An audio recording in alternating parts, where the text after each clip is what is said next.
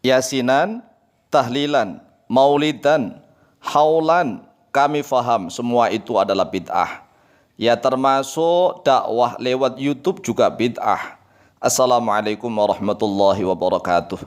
Bismillah walhamdulillah wassalatu wassalamu ala rasulillah sayyidina wa maulana Muhammad ibn Abdillah wa ala alihi wa sahbihi wa mawalah wa la hawla wa la quwata illa billah amma ba'd.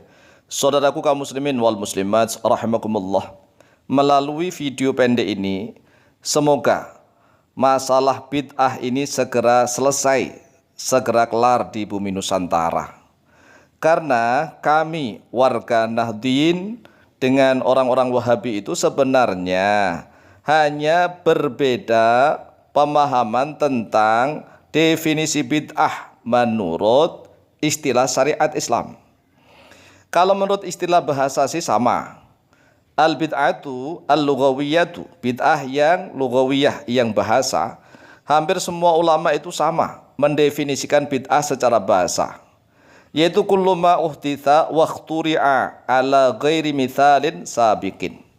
Kullu ma yaitu setiap sesuatu uhditha yang dibuat-buat, diperbaharui, wa ikhturi'a dan yang diada-adakan terhadap dia, kullu ma ala ghairi mithalin atas tanpa contoh sabiqin yang mendahului.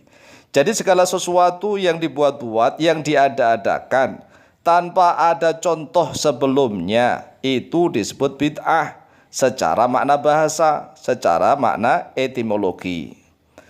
Nah, kemudian pemahaman bid'ah nih secara istilah syariat. Nah, inilah orang-orang Wahabi dengan kami yang berbeda. Kalau orang-orang Wahabi mendefinisikan bid'ah secara syariat, istilah syariat itu segala sesuatu yang dibuat-buat, diada-adakan di dalam agama Islam yang tidak ada contoh dari Rasulullah SAW. Titik. Jadi akar permasalahannya adalah tidak ada contoh dari Rasulullah SAW. Ini sebenarnya definisi bid'ah yang dikarang oleh Wahabi sendiri. Karena para ulama salaf tidak seperti itu mendefinisikan bid'ah secara makna istilah syariat. Jadi kalau al-bid'atu asyariyatu itu kalau menurut para ulama salafus soleh yang hidup pada zaman Rasulullah hingga tahun 300-an, ya tahun 300, jadi zaman Rasulullah sampai tahun 300 itu disebut ulama-ulama salaf, ulama terdahulu. Mereka mendefinisikan bid'ah, definisi bid'ah, ta'riful bid'ah asyariyah adalah kullu ma uhtitha wa ikhturi'a fi dinil islami wa laysa lahu aslun minasyar'i.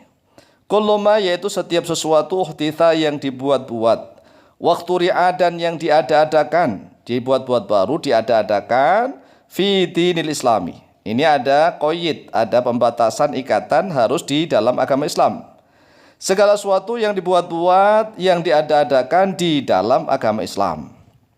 Walaysa lahu aslun dan tidak ada lahu baginya dia kulluma aslun oleh dasar, enggak memiliki dasar minasyar'i daripada syariat Islam. Ai kulluma yukhalifu syar'a, yaitu segala sesuatu yukhalifu yang bertentangan, yang menyelisihi asyar'a pada syariat Islam. Jadi segala sesuatu nih yang dibuat-buat di dalam agama Islam harus ada tanda petik nih di dalam agama Islam yang menyelisihi, yang menyimpang dari syariat Islam, itulah disebut bid'ah secara syariah. Artinya harus dolalah gitu. Jadi semua bid'ah itu yang menyelisih, yang bertentangan dengan agama Islam itu disebut bid'ah yang dolalah. Lah kalau begitu, ada bid'ah yang tidak dolalah dong? Ada. Ada bid'ah yang tidak dolalah, yaitu bid'ah-bid'ah yang tidak bertentangan dengan syariat agama Islam. Faham tum? Faham kan kalian? Jadi segala sesuatu yang baru yang diada-adakan walaupun toh itu di dalam agama Islam tetapi memiliki dasar wallahu aslun, memiliki dasar minasyar'i daripada syariat Islam, walaupun baru ya diada-adakan tetapi memiliki dasar. Dasar Islam kan sudah lengkap nih, ada Al-Qur'an ya kan? Ada Al-Hadis. Memiliki dasar, ada dasar dalilnya dari Al-Qur'an maupun hadis. Kemudian ada kemungkinan dasar dari ijma' atau dari qiyas. Maka walaupun bentuknya itu baru diada-adakan, itu bid'ah namanya, tetapi belum tentu sesat. Jadi belum tentu.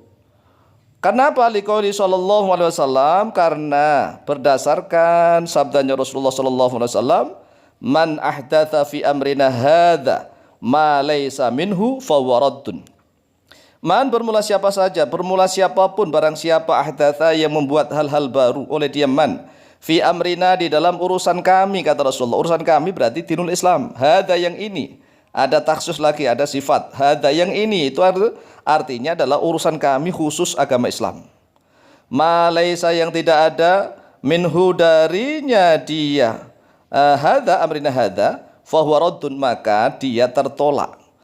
Jadi segala sesuatu yang dibuat-buat di dalam agama Islam yang ma laisa minhu, makanya para ulama mengatakan wa laisa lahu aslun minasyar'i, minasyar'i, fahuwa raddun, maka tertolak. Tidak seperti definisi bid'ah yang dibuat Wahabi. Kalau definisi bid'ah yang dibuat Wahabi itu Wahabi sendiri yang membuat. Wahabi sendiri yang membuat definisi bid'ah secara syariat Islam yang menyimpang dari definisinya para ulama. Oleh sebab itulah Wahabi itu sebenarnya raja bid'ah. Mengapa raja bid'ah? Karena Wahabi membuat definisi bid'ah yang baru, yang diada-adakan, yang tidak sesuai dengan definisi bid'ah yang telah disepakati oleh para ulama salafus soleh.